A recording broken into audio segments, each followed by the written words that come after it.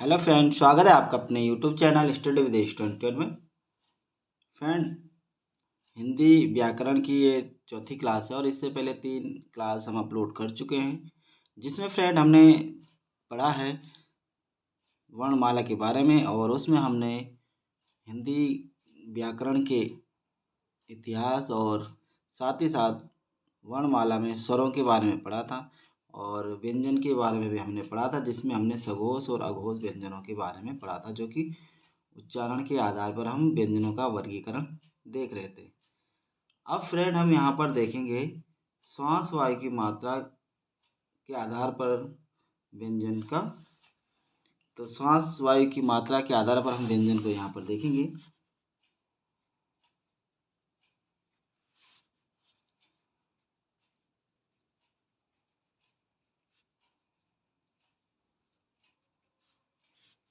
तो श्वास मात्रा के आधार पर जो व्यंजन होते हैं ये 2 प्रकार के होते हैं, हम पिछले वीडियो में पढ़ चुके हैं, अल्प प्राण और महाप्राण।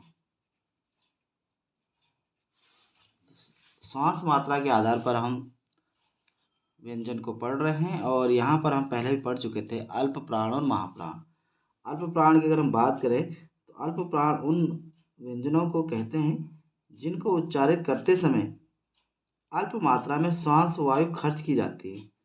तो जो अल्प प्राण होते हैं इनके जो उच्चारण है, उच्चारण के समय जो श्वास वायु है वो अल्प अल्प श्वास वायु जो कि खर्च की जाती है, यानी कि जिसमें कम श्वास की मात्रा लगती है उसे हम अल्प प्राण व्यंजन कहते हैं। इसी प्रकार जो महाप्राण है, महाप्राण में जो महाप्राण वर्ण होते हैं उनके प्रत्येक उनमें जो हमारी श्वास वायु है वो अल्प प्राण से अधिक खर्च होती है और उसको हम महाप्राण कहते हैं। अगर हम महाप्राण की बात करें तो महाप्राण में कुल 21 वर्ण माने जाते हैं और अल्प प्राण में 23 वर्ण आते हैं। ठीक है फ्रेंड, तो जो महाप्राण और अल्प प्राण है इनमें अगर हम बात करें अल्प प्राण की तो अल्प प्राण में 21 और महाप्राण में अल्प प्राण में 23 और महाप्राण में 21 वर्ण आते हैं। अब यहाँ पर हम देखते हैं फ्रेंड अल्प प्राण और महाप्राण। अल्प प्राण जो होता है यह जो हमारा जो वर्ग होता है प्रत्येक वर्ग का, अल्प प्राण में प्रत्येक वर्ग का पहला, तीसरा और पांचवा वर्ण आता है। इसी प्रकार महाप्राण में दूसरा और चौथा वर्ण आता है। अगर यहाँ पर हम आपको बताएं तो का,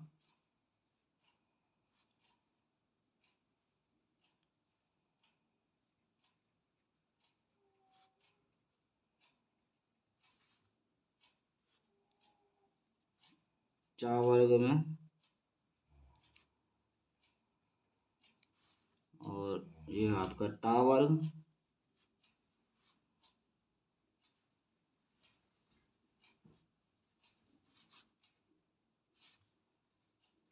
ता वर्ग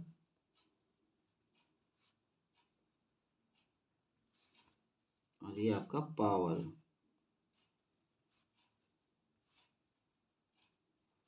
तो ये 5 वर्ण दिए हुए हैं, 5 वर्ग हैं और ये स्पर्श व्यंजन होते हैं, 25 इनकी संख्या होती है और ये इनके वर्ग हैं 3, 4 और 5, 1, 2, 3, 4 और 5। तो 5 वर्ग और 5 वर्ण, प्रत्येक वर्ग में 5 वर्ण दिए गए होते हैं। तो यहाँ पर फ्रेंड जो अल्प प्राण होता है, अल्प प्राण पहला, तीसरा और पांचवा ये सारे क्या हैं, अल्प प्राण हैं। ठीक है फ्रेंड, इनको हम क्या बोलेंगे, अल्प प्राण बोलेंगे। इसी प्रकार जो ये वर्ग का दूसरा और चौथा वर्ग है वर्णों के, इसको हम बोलेंगे महाप्राण। ठीक है, इसके साथ ही साथ जो अल्प प्राण होता है, अल्प प्राण में एक मात्रिक स्वर, तो जो एक मात्रिक स्वर होते हैं अल्प प्राण में, अल्प प्राण हो गए यहाँ पे 5, 5, 10 और 5, 15, तो ये हो गए। साथ ही साथ इसमें 4 अंत्यस्थ व्यंजन य, र, ल और व भी आता है। और इसके साथ साथ फ्रेंड यहाँ पे जो एक मात्रिक स्वर होते हैं, एक मात्रिक स्वर जो हमारे मूल स्वर होते हैं आ, ई, उ और री, ये 4 ये भी आते हैं। तो 4 वर्ण ये हो गए, तो 4, 4, 8 और 15 कितना हो गया टोटल यहाँ पर 23 वर्ण किसमें हो गए अल्प प्राण में। ठीक है। इसी प्रकार अगर हम महाप्राण की बात करें तो महाप्राण में 5 और 5, 10 वर्ण तो ये हो गए। और साथ ही साथ इसमें द्विमात्रिक स्वर, द्विमात्रिक स्वर जो कि जिनकी संख्या होती है 7। ठीक है फिर, और इसके साथ इसने यहाँ पर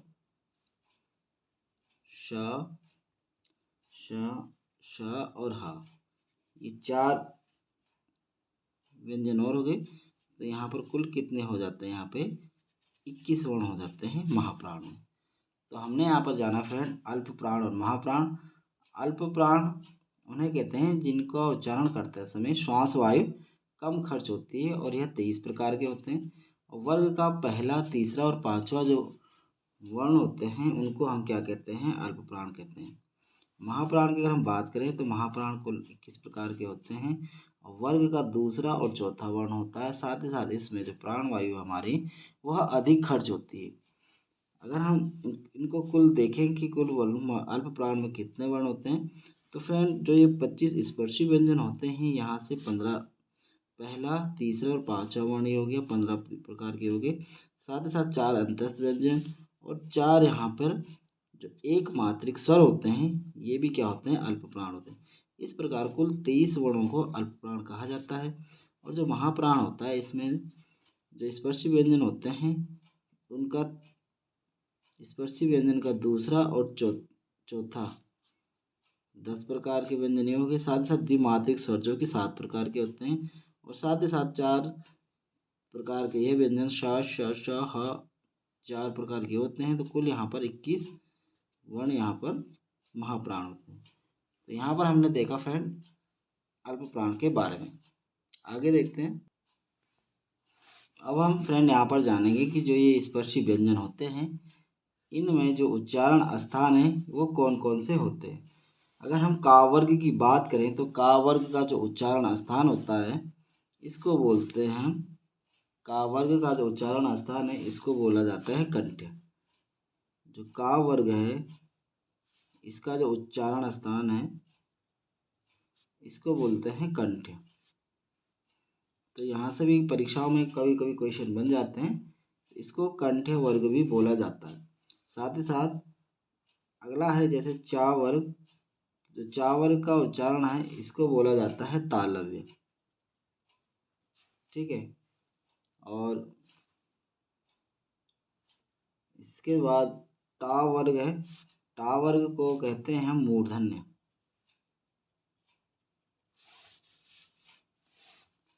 और दा वर्ग ता वर्ग है और इसको बोलते हैं दंत्य।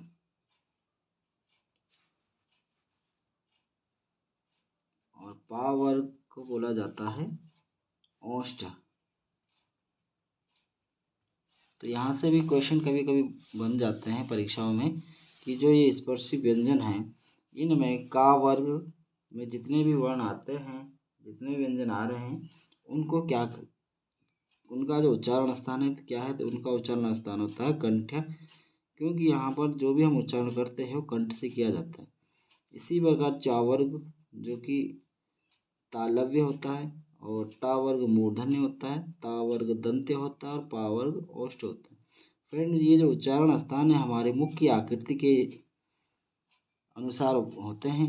जैसे कि का वर्ग होता है तो का का उच्चारण करते समय जो आवाज़ आ रही है, जो सांस आ रही है वो का से हमारे कंठ से निकलती है। इसी प्रकार तालव्य होती है, जो कि ता वर्ग के जितने भी वर्ण होते हैं उनको तालव्य कहा जाता है, और इनका जो उच्चारण स्थान है ये हमारे तालु से निकलता है। इसी प्रकार मूर्धन्य, जिसमें कि हमारे जो मुंह है वहाँ से इसका उच्चारण निकलता है, और ता वर्ग का जो उच्चारण है वो वहाँ पर हमारे सीधे हमारी जो जीभ है वो दांतों से लगती है, इसलिए ता वर्ग होता है। और जो ओष्ठ होते हैं हमारे होठों से इन वर्णों का उच्चारण होता है इन्हें, इसलिए इनको ओष्ठ व्यंजन कहते हैं। तो यहाँ से क्वेश्चन पूछे जाते हैं कभी कभी कि का वर्ग का उच्चारण स्थान बताइए, चा का उच्चारण स्थान बताइए, तो ये आपको अच्छे से याद करना है। इसका शॉर्टकट भी आप याद कर सकते हो फ्रेंड, के टी एम डी ओ, तो के टी एम डो, ये आप याद कर सकते हो। इसका जो ट्रिक है यहाँ से भी आप इनके उच्चारण स्थान याद कर सकते हो। साथ ही साथ इन सभी को क्या कहा जाता है, स्पर्शी व्यंजन कहा जाता है।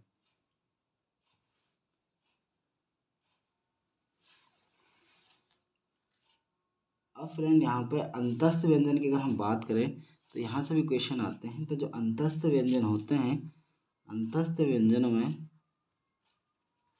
अंतस्थ व्यंजन की बात करें तो अंतस्थ व्यंजन होते हैं य, र, ल और व। ये चार प्रकार के अंतस्थ व्यंजन होते हैं, जिसमें य और वाह को कहते हैं अर्धस्वर। इनको अर्धस्वर भी कहा जाता है।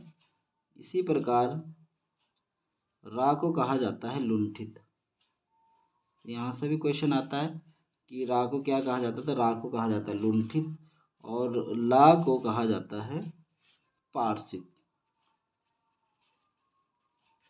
तो जो या रा ला व चार अंतस्थ व्यंजन हैं, इसमें या रा को अर्धस्वर, या और वा को अर्धस्वर कहा जाता है, रा को लुंठित और ला को पार्श्विक व्यंजन कहा जाता है।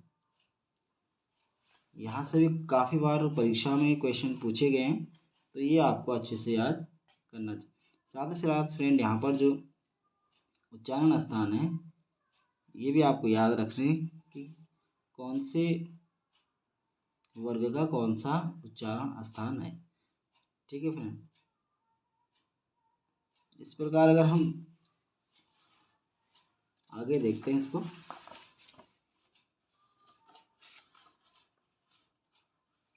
यहाँ पर जैसे जो हमारे संघर्षी व ऊष्मीय व्यंजन होते हैं, तो फ्रेंड संघर्षी या ऊष्मीय व्यंजनों के बारे में हम यहाँ पर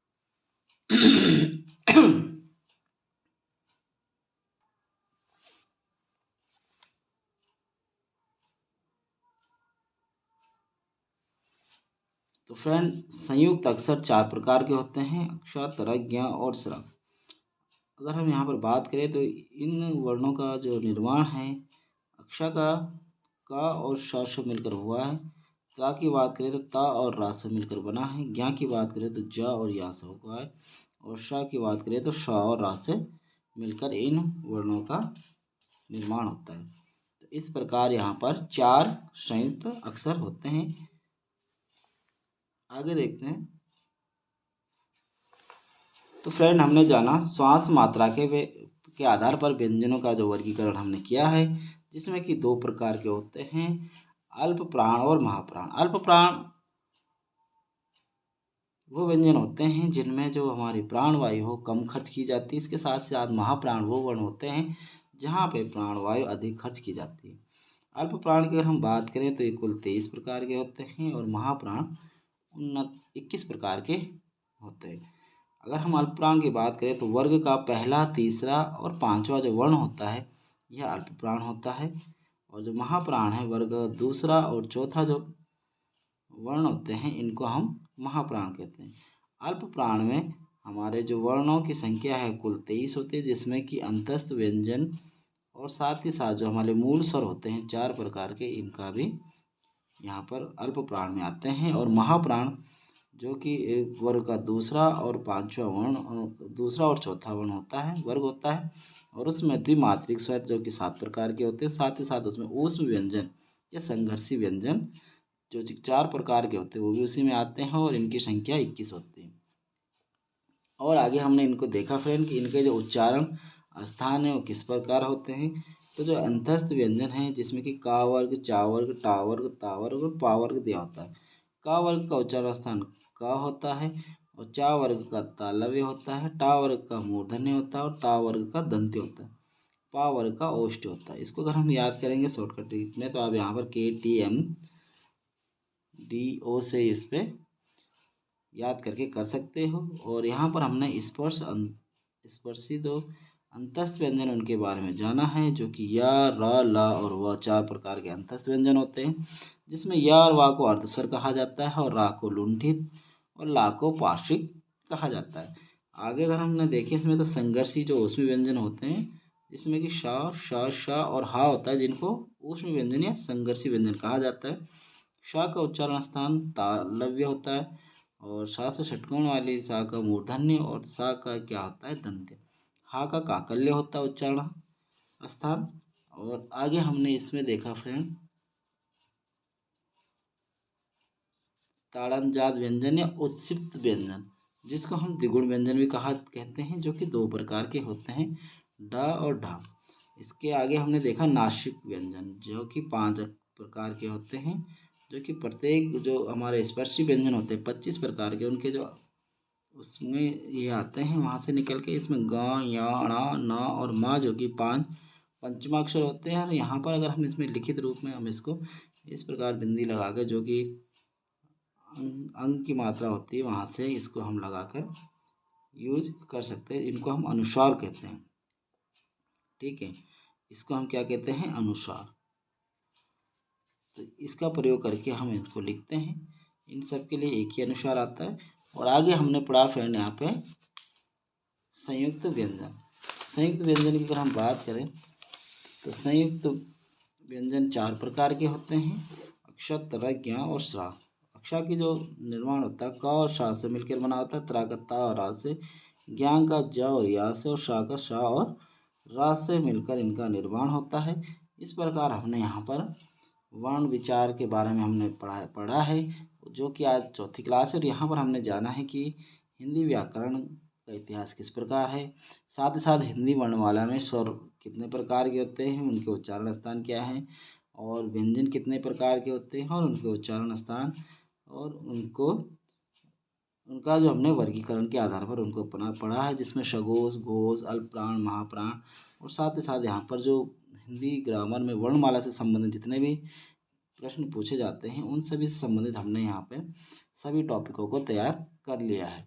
तो आपको यह वीडियो कैसी लगी कमेंट बॉक्स में जरूर लिखना, और अगर आपको वीडियो पसंद आए तो एक बार कमेंट बॉक्स में जरूर लिखना। और साथ ही साथ फ्रेंड चैनल को सब्सक्राइब और बेल आइकन भी प्रेस कर लीजिए, ताकि मैं जो भी वीडियो बनाऊँ उसका नोटिफिकेशन आप तक पहुँच सके। धन्यवाद।